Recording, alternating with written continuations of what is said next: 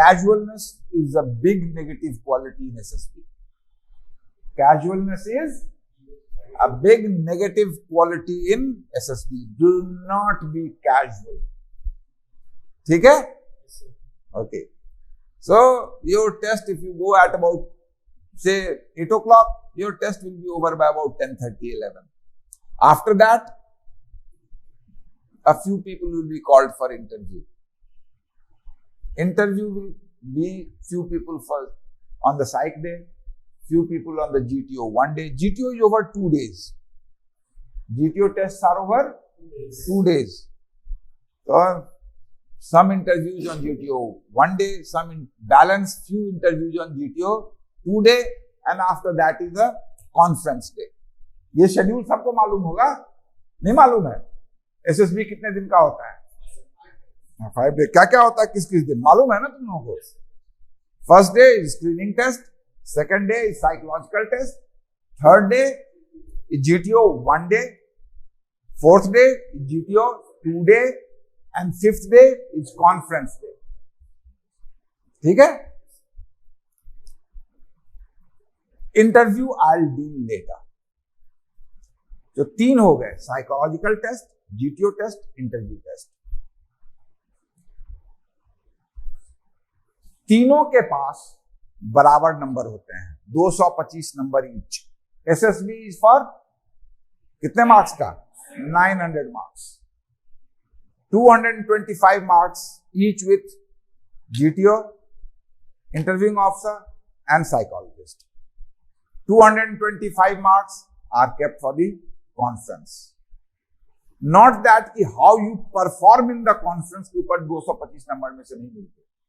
वो जो 225 नंबर हैं वो मॉडरेशन के लिए है कि कैंडिडेट को पास करना है कि नहीं पास करना है, रिकमेंड करना है या नहीं रिकमेंड करना है. वो 225 नंबर उसके लिए है. जिसको रिकमेंड करना है उसको उस 225 में से थोड़ा ज्यादा देते हैं, जिसको नहीं रिकमेंड करना है उसको उस 225 में से थोड़ा कम देते हैं. You don't require to know it. Little technical which is meant for assessors. They have certain policy guidelines, so the distribution is as per those guidelines. Not to worry. जो अब इन तीनों के पास हैं, इन तीनों में 225 में से व्हाट इज 40%? ऊपर मत देखना. ऊपर जब आप देखते हो, ऊपर मत लिखा हुआ तो है नहीं, कहीं लिखा हुआ है? क्यों देख रहे हो ऊपर? हर हमेशा इंटरव्यूइंग ऑफिसर के आई में देख के जवाब देना है. प्रैक्टिस. इसलिए मैंने टोक दिया. मैंने ऊपर देखा ना तो मैंने इसलिए टोक दिया. Practice. Keep a eye contact with the interviewing officer. It shows better self-confidence. When you look up, it shows lack of confidence. If you are calculating, आप सामने देख के भी कैलकुलेट कर सकते हो. Okay, so 40% is 90 marks. ऐसे होना चाहिए. Okay, so if they give you 90 marks each, means all three have recommended you. 40% is recommendation level.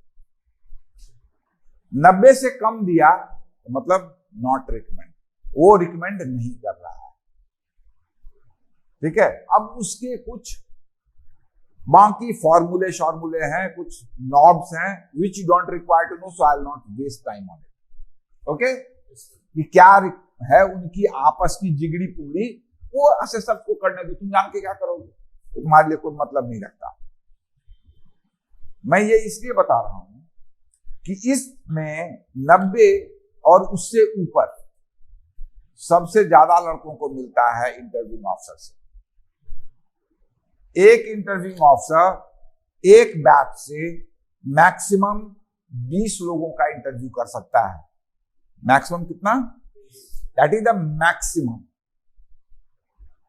कि अगर और कोई इंटरव्यूइंग ऑफिसर नहीं है उसको फुल वर्कलोड बोलते हैं, क्योंकि एक इंटरव्यूइंग ऑफिसर को ऑन एन एवरेज एक कैंडिडेट के साथ एक इंटरव्यू के लिए लगभग 1 घंटा चाहिए। The interview is for about 40 minutes on an average, will vary from 30 minutes to 1 hour, but on an average about 40 minutes. तो 40 मिनट्स इंटरव्यू के लिए हो गए। उसको कैंडिडेट के इंटरव्यू से पहले 10 मिनट चाहिए तैयारी करने के लिए। वो इस लड़के से क्या पूछेगा, वो आपका PIQ देखता है, पढ़ता है आपका PIQ, उसके बेसिस पर वो अपने क्वेश्चंस फ्रेम करता है और फिर आपको इंटरव्यू के लिए बुलाता है। और इंटरव्यू खत्म होने के बाद फिर उसको 10 नंबर चाहिए अपनी असेसमेंट लिखने के लिए। तो he takes about an hour. So if he has 20 candidates, he'll take how many hours? 20 hours over 3 days. ठीक है? तो जनरली वो क्या करता है, 8, 8, 4 या 8, 6, 6। ठीक है? ऐसे करके वो इंटरव्यू करता है। Full workload. शाम उसको रात हो जाती है, 7 बजे तक, 8 बजे रात तक इंटरव्यू करता है। फिर वो क्योंकि 8 बजे करना है आपका, 10-11 बजे तो खत्म हुआ पहला साइकोलॉजिकल टेस्ट, उसके बाद कोई जाएगा तो 11, साढ़े 11 बजे उसके पास पहुंचेगा। बीच में लंच ब्रेक भी देना है, फिर एक बजे चाय ब्रेक भी लेगा, तो घंटा 2 घंटे का वो ब्रेक भी लेगा। तो अब 11 से 8 घंटे आप जोड़ दोगे तो ऐसे ही 7 बज गए, और घंटे भर का उसने ब्रेक लिया तो 6। कहीं थोड़ा सा टाइम लग गया, कोई और काम आ गया बीच में, तो इस तरह का वर्कलोड होता है। लेकिन अगर उसने 20 बच्चे लिए हैं तो जनरली 20 में से वो 8, 10, 12 को रिकमेंड कर देता है। मतलब high percentage of recommendation bye interviewing officer, which means the interview is not that difficult, which means so therefore I'll take least time while with interview. The psychologist, one psychologist can take about, maximum load is 12, maximum load is 12 hours. ठीक है? क्यों 12 hours? Sorry 12 dossiers, क्योंकि he takes about an hour with each dossier or maybe more, minimum 1 hour। जो आपने लिखा है WAT, SRT, TAT सारा उसने पढ़ना है, PIQ आपका पढ़ना है और फिर असेसमेंट करना है। आप PIQ जब भरते हो तो 2 कॉपी भरते हो, 1 copy is for interviewing officer and 1 copy is for psychologist. GTO does not get your PIQ. ठीक है? So he reads your PIQ, then he reads your response, and then he makes his assessment. So he takes minimum 1 hour. At times, little more than an hour. So if they have got 12 dossiers, he will take about 15 hours. ठीक है? First day वो जो psychological test खत्म होता है, psychologist ही test conduct कराता है, खत्म होके ही hardly gets much time to assess a dossier on that day, क्योंकि फिर डोजियर इकट्ठे होंगे, फिर बैच देख के वो डिस्ट्रीब्यूट किए जाएंगे और फिर डोजियर्स दिए जाएंगे साइकोलॉजिस्ट को। तब तक होते होते वो 1-1:30 बज जाता है, ऑफिस टाइम खत्म हो जाता है। So that day he generally is not able to do much assessment, so he gets only 2 days for assessment, GTO 1 day and GTO 2 day. He cannot take the dossiers home. The dossiers, nothing goes home, everything stays in SSB classified. ठीक है? So he had to sit, so वो 7 बजे अगर office शुरू होता है या 7:30 बजे शुरू होता है या 8 बजे शुरू होता है, जनरली सर्दियों का महीना 8 बजे शुरू होगा, 8, साढ़े 8 बजे शुरू होगा, 8:30 बजे से बैठेगा 6 घंटे, तब कितना हो गया, 2:30-3 बज गए। फिर जाता है, फिर अगले दिन भी वैसे ही करता है। साइकोलॉजिस्ट अगर 20 डोजियर देखे गए हैं, 20 डोजियर में से 6 से 8 को साइकोलॉजिस्ट रिकमेंड करता है। ठीक है, अब आया जीटीओ। एक जीटीओ के पास मैक्सिमम 10 कैंडिडेट हो सकते हैं। He can handle maximum 10 candidates over 2 days। ठीक है, तो अगर 20 कैंडिडेट देखे जाए जीटीओ के पास, तो 20 में से जीटीओ के पास 0 से लेके 4 रिकमेंड होता है। कहने का मतलब क्या हुआ? डिफिकल्ट नहीं है, सबसे ज्यादा गलतियां पकड़ में आती हैं जीटीओ से, इसलिए जीटीओ कम को रिकमेंड करता है। सबसे कम गलतियां पकड़ सकता है इंटरव्यूइंग ऑफिसर, वो ज्यादा को रिकमेंड करता है। पर्सनालिटी की अच्छाइयां भी होती हैं, कमियां भी होती हैं। तो जो कमियां हैं वो ज्यादा उभर के आती है जीटीओ के पास, फॉर सिंपल रीजन कि जीटीओ के पास आप 2 दिन रहते हो। ठीक है, तो ज्यादा देर उसके साथ रहते हो तो ज्यादा खामियां आपको उसको नजर आ जाती हैं। yes. तो वो कम लोगों को रिकमेंड करता है। इसलिए मैं सबसे ज्यादा टाइम स्पेंड करूंगा जीटीओ के टेक्निक पर। And GTO technique is basically practical,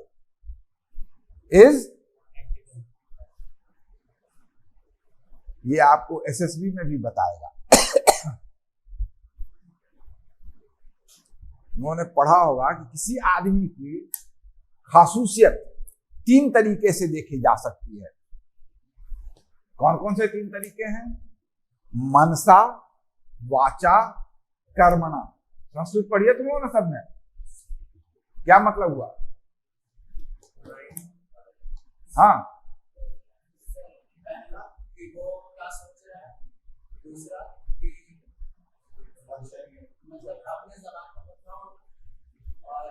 क्या बोल रहा है? मनसा क्या सोचता है, वाचा क्या बोलता है, कर्मणा क्या करता है। जैसे पॉलिटिशियंस सोचते कुछ हैं, बोलते कुछ और हैं और करते कुछ तीसरा ही चीज है ना? ऐसे लोग नहीं चाहिए फौज में। यही 3 तरीके से एसएसबी में देखा जाता है। मनसा, आप क्या सोचते हो, साइकोलॉजिस्ट देखता है, where you are made to write things under time stress. वाचा, आप क्या बोलते हो, इंटरव्यू ऑफिसर देखता है 1 to 1 बात करके। एंड कर्मणा, आप क्या करते हो, वो जीटीओ देखता है कि अरे बोला तो तुमने बहुत था, देखता हूं करते क्या हो ग्राउंड पर। ठीक है, so that is the reason there are least number of recommendations by the GTO. एक चीज और,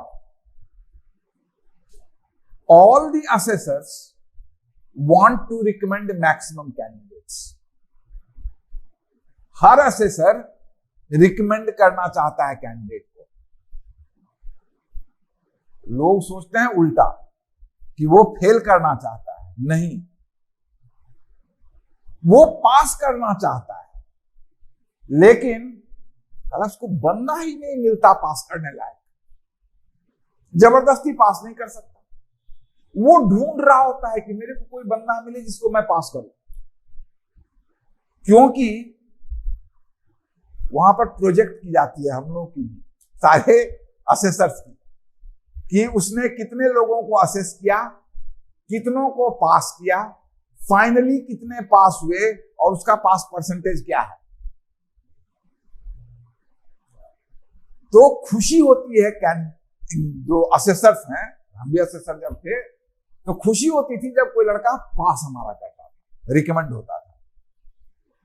फेल मेरी खुशी नहीं होती थी, फेल तो थोक के भाव में होते हैं, तो पास करना चाहते हैं। तो ये जहन में रखो, ये नहीं कि वो फेल करना चाहता है, आप फेल होते हो, वो पास करना चाहता है, लेकिन उसको आप में कुछ दिखता ही नहीं, एग्जाम में लिखा ही नहीं, तो मास्टर जी नंबर कैसे देगा? भाई परीक्षा में लिखोगे तब तो नंबर देगा।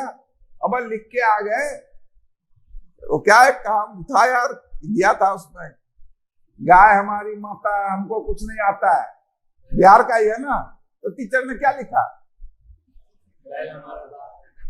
पाप है, तो वही बात हो जाती है वहां पर। क्या समझे?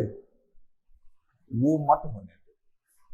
अपने आप में इतना नॉलेज और कॉन्फिडेंस डेवलप करो कि आप फेल नहीं, पास हो जाओ। ठीक है? Okay, now should we start off with the GTO series? Yes. But first day बीत गया, psychological testing the first day मेरी तरफ से, स्क्रीनिंग को आउट। सेकेंड डे आपको टाइम बताया जाएगा इन द मॉर्निंग, आपको एक दिन पहले शाम को बता देंगे कि कल कितने बजे आपने कहां इकट्ठा होना है। सबको चेस्ट नंबर्स मिले होते हैं, ये मालूम है ना, कि जितनी देर SSB में आप रहोगे, चेस्ट नंबर, कमरे से बाहर निकले तो chest number is something like your ID card there. That gives you the permission to stay inside the campus. Without the chest number, you have no business inside the campus. ठीक है? तो आपका जो बैच है उसको पहले दिन बता दिया जाएगा। So generally, winters, the GTO things will start at about 7:30 in the morning. ठीक है, मोटे तौर पर, but before that you should have had your breakfast. तो आपको बता दिया गया कि ब्रेकफास्ट खा के आप इतने बजे तैयार रहेंगे। One groundsman will come and he will take you to the GTO grounds. अभी तक आप GTO ग्राउंड नहीं गए होंगे, पहले 2 दिन आप GTO ग्राउंड नहीं गए होंगे।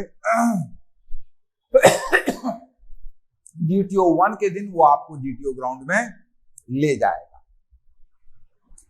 GTO में, चलो आज मैं ये ओवरव्यू दे देता हूं GTO का आज, ठीक है, instead of going into GD and GP। कौन कौन से टास्क होते हैं? There are 9 task taken by the GTO। ठीक है? What is the advantage of writing like this and writing like this? Huh? If I write like this, why?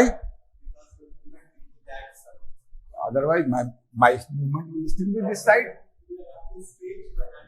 No, I'll be moving like this. And without moving also I can write. Here, if I am writing, can I write here? That is because you are sitting this side. But if you had been sitting here, if this board had been there,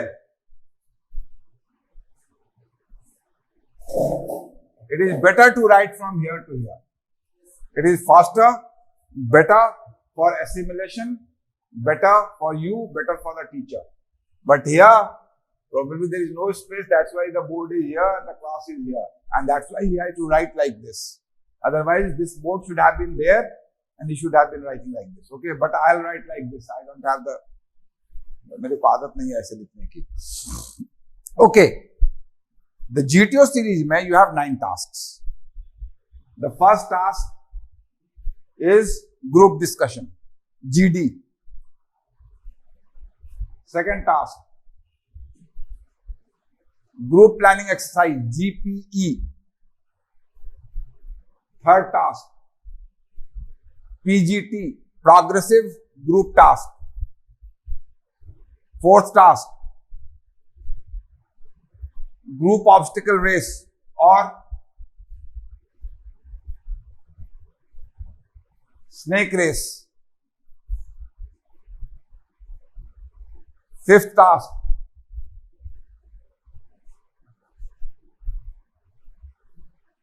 HGT, half group task.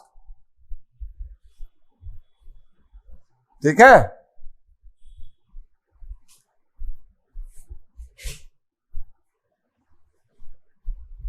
Sixth task and seventh task, they can be reversed in the order, is individual obstacles or lecturate. They can be आगे पीछे. Eighth task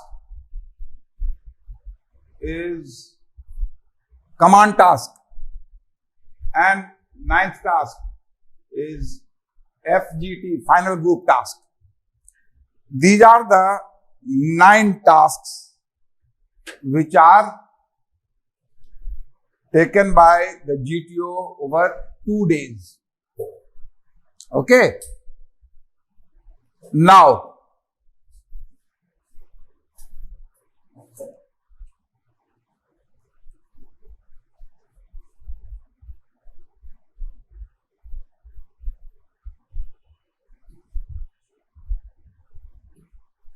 this is called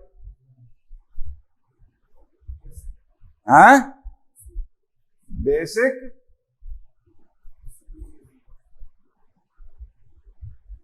fifth, sixth and seventh and eighth up to here is called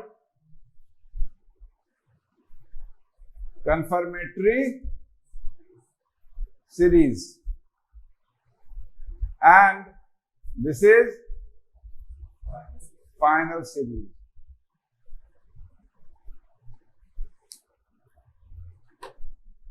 Now, why I am telling you, though this is not required, this is actually what I am going to tell you now. Even if you don't know, doesn't make a difference. But I am still telling you. Why I am going to tell you is, जिस बंदे को अकल है, जो अपनी अकल का इस्तेमाल करता है, वो इंटर से इंपॉर्टेंस इस टास्क का समझ लेगा, इन टास्कों का समझ लेगा. मतलब समझ में आई जो मैं बोल रहा हूं? नहीं समझ में आई ना? मैं भी आपको एक्सप्लेन कर रहा हूं कि what is basic series, what is confirmatory series and what is final series. ये भी एक्सप्लेन करूंगा. हाँ, ये जानना जरूरी नहीं है. कोई आपको पूछेगा नहीं, कहीं पर ये आता नहीं, कुछ लेना देना नहीं है. Even if you don't know, it does not make a little bit of difference. It makes no difference. I am still spending time on it because if you know it, अगर आप ये जानते हो ये 3 सीरीज क्या हैं, तो अगर आप अपने दिमाग का इस्तेमाल करते हो तो आपको पता चलेगा कि ये जो 9 टास्क हैं, इसमें से कौन सा टास्क कितना इंपॉर्टेंट है. इंटर से 2 टास्कों के बीच का इंपॉर्टेंस क्या है. ऐसे आप मेरे को पूछोगे तो मैं बताऊंगा कि all tasks are important. Obviously एक एग्जाम में आप बैठते हो, 9 क्वेश्चन हैं, तो 9 के 9 इंपॉर्टेंट हैं, लेकिन 9 सवाल हैं. एक सवाल का मार्क्स है 5 नंबर का, 3 सवाल हैं 10-10 नंबर के, नेक्स्ट 3 सवाल हैं 15-15 नंबर के. बच गए 2, कितने नंबर के हो गए? 65. तो कितने बच गए? 65 एक 70 हुए. 70 हुए। हाँ ओके, तो 15 नंबर को घटा देता हूं। पहला है 5 नंबर का, नेक्स्ट 3 जो है वो 8-8 नंबर के हैं, नेक्स्ट 3 जो है वो 10-10 नंबर के हैं। अब कितना बच गया? 2, वो है 25-25 नंबर के। तो अब कौन सा ज्यादा इंपॉर्टेंट हुआ? इंपॉर्टेंट सारे हैं कि अगर किसी को फर्स्ट आना है तो सारे में अच्छा करना पड़ेगा, लेकिन गुजारा चलाने के लिए अगर पहले 5 भी अच्छे कर लिए तो हो सकता है ना कि भाई पास कर जाए, क्योंकि 100% नंबर तो मिलेंगे नहीं कहीं पर। लेकिन अगर 25-25, 15, 10-10 वाले में ज्यादा नंबर मिल जाए तो हो सकता है 40 नंबर हो जाए। तो इंटर से इंपॉर्टेंस ऑफ मैं नहीं बताऊंगा, आपने समझ के सोच के समझना है, फिर मेरे को बताना नहीं समझ में आएगी तो मैं बताऊंगा। ओके, नाउ जो ये पहले टास्क है, पहले 4 टास्क एक के साथ एक होते हैं, एक के बाद एक होते हैं, जिसमें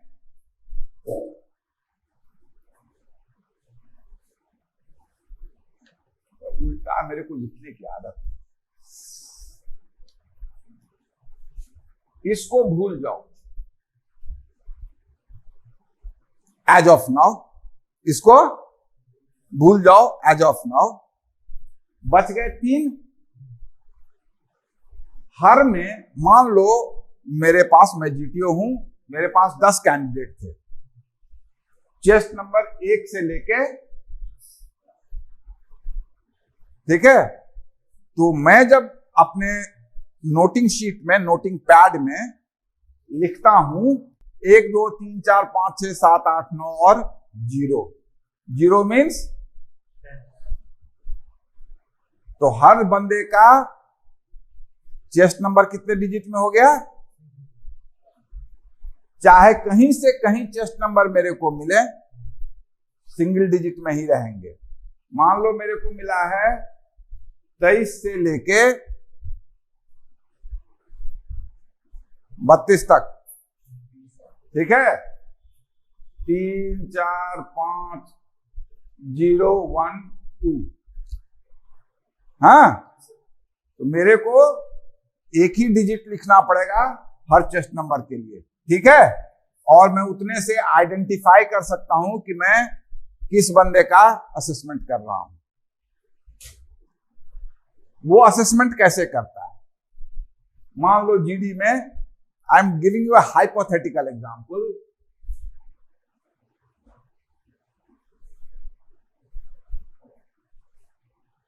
ठीक है। जनरली जीडी में ऐसे नहीं होगा, समथिंग लाइक दिस।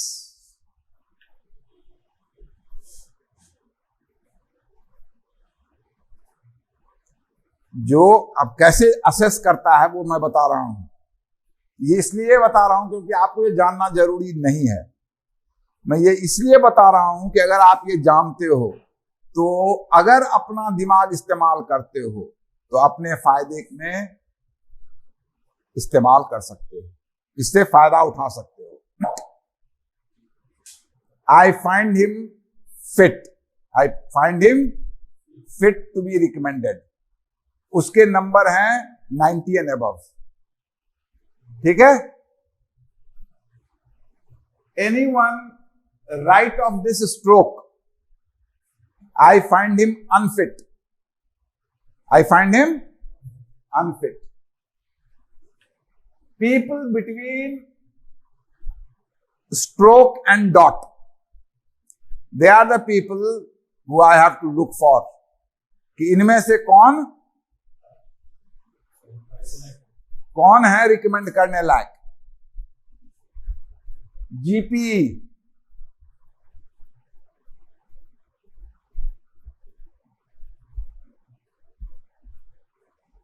कौन सा नंबर बच गया भाई?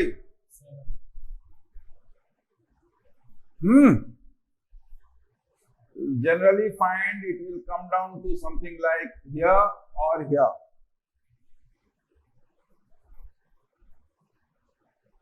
ठीक है, which means कि I find 4, 6, 8 देखने लायक, I find they are unfit. PGT, I find, let's say,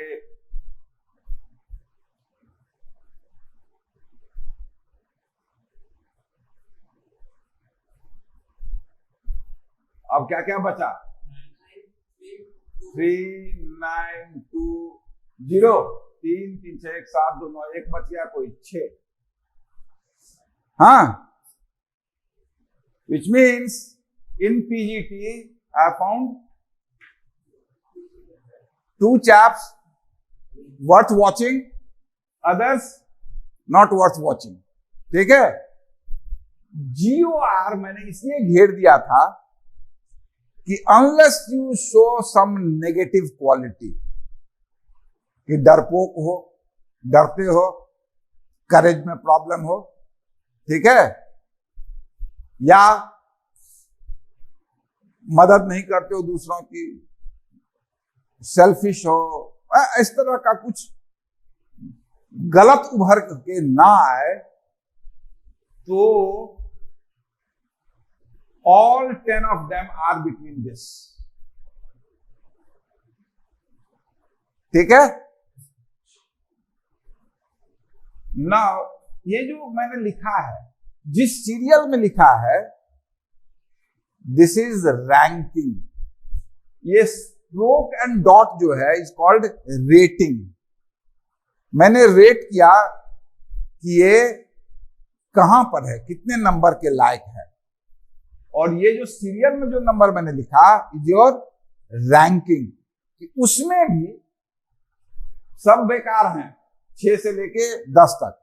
सबसे बेकार कौन है? तो भाई 10. उसके बाद उससे थोड़ा बेहतर 9, और इनमें सबसे बेहतर 1 था. दूसरे में सबसे बेकार 0, फिर 9, सबसे बेहतर 4, सबसे बेकार 6, फिर 0, फिर 2, फिर 9, और सबसे बेहतर 5. तो रैंकिंग भी कर दी. रैंकिंग एंड रेटिंग दोनों चीज हो गया. यहां तक में बेसिक सीरीज खत्म हो गया. इसको मैं छोड़ देता हूं क्योंकि इसमें एवरीवन इज 2. रैंकिंग इसमें भी होती है, रैंकिंग इसमें भी होगी. रेटिंग में unless someone is bad who comes this side of the stroke, generally everyone is here. GD में जिसको थोड़ा बहुत भी दिख जाए कुछ, तो he is kept left the stroke. GD में थोड़ा बहुत भी कहीं कुछ स्पार्क दिख गया तो उसको ऑब्जर्वेशन में लेफ्ट ऑफ द स्ट्रोक रखते हैं. वो इसलिए क्योंकि अब मैं बनाता हूं इसका बेसिक सीरीज का रैंक रेटिंग. अब आप बताओ इसका क्या होगा रैंक रेटिंग बेसिक सीरीज का? 2 बंदे, 2 में जो जहां पर है, 3 में से 2 में है ना, समझ रहे हो? तो 3 में से कौन है भाई? देखो 4, 5, 4, इसमें 5 है नहीं, इसमें 5, 4. कहने का मतलब सबसे अच्छा कौन है? Absolutely correct. So right 5, 4. उसके बाद 5 इसमें भी है, 5 इसमें भी है, 5. उसके बाद बाकी तो 2 जगह कहीं नहीं आए हैं, तो मैं बाकियों का भी रेटिंग छोड़ देता हूं, सॉरी रैंकिंग छोड़ देता हूं, केवल रेटिंग भरता हूं. वो सारे इधर आ गए. अब क्या हुआ, मेरे को ये जो अब फाइनल सीरीज होगा इसमें बेसिकली दो बंदों पर ध्यान रखना है, वहां की कुछ भी करें, unless if someone performs exceptionally well, only then he moves from this side to this side. Unless someone performs exceptionally well, which is also very difficult, only then he moves from this side to this side. Otherwise, he stays right of the stroke. Right of the stroke means he has got marks of 66 and below by GTO. He gets marks of, so let's say 66. He might be, 66 and below. So 66, 65, 64, 63, 62, 61, 60, 59.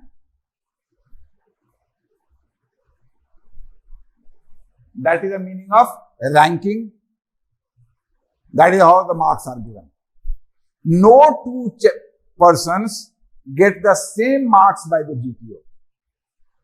क्योंकि दो में से एक थोड़ा सा बेहतर तो है। नॉर्मल एग्जाम नहीं है कि दो बंदों को 55 नंबर, 7 बंदों, इंटरव्यूइंग ऑफिसर और साइकोलॉजिस्ट देते हैं, दो ही, सभी बंदों को 80 दे सकते हैं, सभी बंदों को 66 दे सकते हैं, 20 के 20 को 90 दे सकते हैं, या 20 के 20 को, पास वाले को भी जीटीओ अगर एक को 90 देता है, 2 पास उसने किए हैं तो एक को 91 देगा, 2 90 नहीं होंगे। समझ में आई बात? इसका मतलब क्या हुआ? जो मैंने बोला ना अक्ल लगाओगे तो क्या इसका मतलब हुआ कि पहले 3 टास्क जो हैं they are very very very important. Not only very important but very very very very important. And if you perform well on the first 3 tasks, you will generally perform well on the next 4 tasks also, because उन पहले 3 task में वो सब चीज लगभग आ जाते हैं जो नेक्स्ट के टास्क में है, except one quality, and that quality is courage. That quality is, which is seen maximum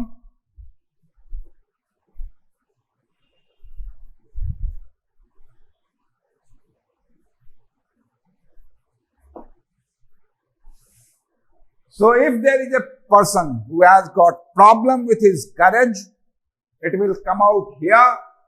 So it will, that chap will be come this side, and because of this, that chap will never be here, that chap will go this side. समझ में आया? समझ में आई बात? Have I? ये कहीं आता नहीं, लेकिन अगर आपको मालूम है तो आप इसका advantage in the sense he try and do that well. बात एक ही है, मैं ना भी बोलता तो you still have to do well on all the tasks. And well करने के लिए अपनी तो मर्जी है नहीं, और अपनी ही मर्जी है। आप जितनी मेहनत करोगे, जितनी तैयारी करोगे, जितनी नॉलेज इंप्रूव करोगे, जितनी जनरल अवेयरनेस बढ़ाओगे, उतना बेहतर करोगे। जीपी और पीजीटी में स्पार्क पर पीछे नहीं रखता हूं भाई, मेरे को कुछ दिखना चाहिए। समझ में आई? So what is becomes more important? GP and PGT are very very very very very very very important, followed by GD. ठीक है? अब अगर ये इंपॉर्टेंट हैं तो how you should prepare for it, जरूरी है ना। पहला, जीडी और जीपीई के लिए your general awareness has to be good. Your PGT, your practical work sense has to be good.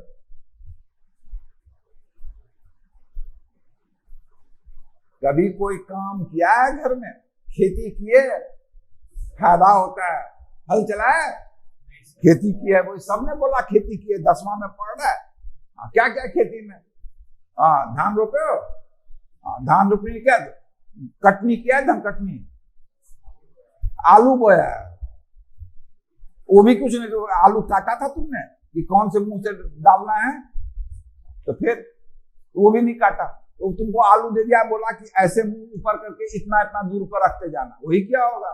हाँ, वो तो कोई बच्चा कर सकता है। क्यों बोला इतना इतना दूर पर रखने जाता। चलो देखते हैं, जनरल अवेयरनेस, लेट्स सी। हाँ, कितने कितने दूर पर बोला आलू रखने के लिए, पिताजी ने बोला होगा, हाँ, किसने, दादाजी ने।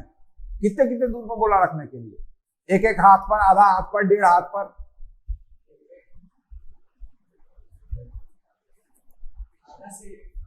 आधा से 1 हाथ के बीच में कहीं भी डाल दो। क्यों डाला, बोला क्यों नहीं 2-2 इंच पर रखो या 1.5 फीट पर रखो।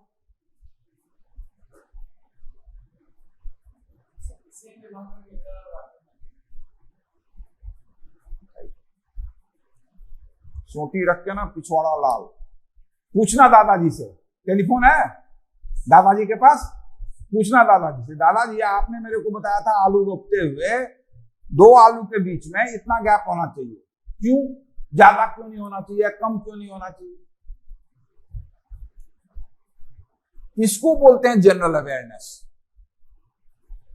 अगर आपने रोपा तो you should have that inquisitiveness to ask your दादाजी कि दादाजी आप क्यों बोल रहे हो इतना दूर दूर रखने के लिए। प्लस ये एक हल्का फरो है, फिर ये दूसरा फरो है, इस दोनों के बीच में भी गैप है, ये इतना गैप क्यों है, कितना गैप है, इतना ही क्यों है, ज्यादा क्यों नहीं है, कम क्यों नहीं है। Knowing this is general awareness. अब तुम एग्रीकल्चर पढ़ोगे तो तुमको बताया जाएगा, लेकिन सब तो एग्रीकल्चर पढ़ते नहीं, लेकिन जो खेत में एक बार गए उनको इतना तो मालूम है। दिस जनरल अवेयरनेस मैं बता देता हूं। बहुत दूर रख देंगे तो आलू कैसे फर्क होता है, जड़ में लगते हैं आलू, तो बस बहुत दूर दूर हैं तो क्या हो जाएगा, बीच में जगह खाली रहेगा, वहां कोई आलू नहीं रहेगा। और बहुत नजदीक कर देंगे तो आलू को फैलने का जगह ही नहीं मिलेगा। तो इतना दूर रखते हैं 2 आलू के पौधे को कि भैया इसका जड़ का जो आलू हो और इसका जड़ का जो आलू हो दोनों नजदीक नजदीक आ जाए। लेकिन उसी तरह इस लाइन और इस लाइन के बीच में दूरी की, उसमें इतना जो जगह छोड़ना है कि जब आलू पर मिट्टी चढ़ा दें तो पानी पटाने का जगह रह जाए। और मिट्टी कितना चढ़ना है वो डिपेंड करेगा कि वो जड़ कितना फैलता है, क्योंकि अगर जड़ में आलू इतने ही दूर में हो जाएगा तो इतना ही चढ़ाएंगे, इतने दूर में होगा तो इतना दूर से मिट्टी चढ़ाएंगे। सब साइंस है। मैंने कोई आलू की खेती नहीं की, लेकिन मैं बता सकता हूं क्यों। जनरल अवेयरनेस, जो पढ़े हो, सोचो समझो, this is called general awareness. मैंने कोई आलू की खेती कभी नहीं की, ना मैंने जाके देखा भी साला कैसे करते हैं। मैं तो साले फौज में जिंदगी नौकरी करता रहा फुल टाइम, और फौज में आने से पहले सैनिक स्कूल में पढ़ता था 5वीं क्लास से। उससे पहले पिताजी के साथ रहता था, पिताजी सरकारी नौकरी में थे, बिहार सरकार का।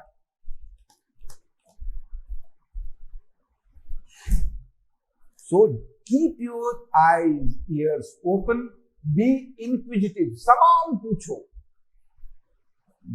शर्माओ नहीं, डरो नहीं। You will improve your general knowledge, general awareness. तैयारी करके आना। GD, GP, PGT